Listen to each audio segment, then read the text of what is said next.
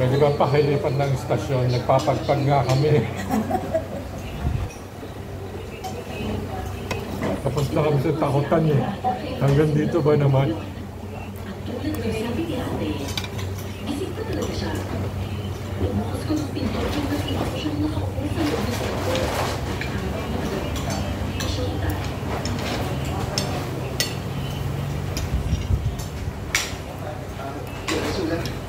Nandito po si Aling-Ada.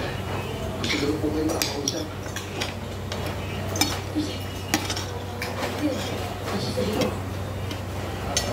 Aling-Ada, pasok daw po kayo.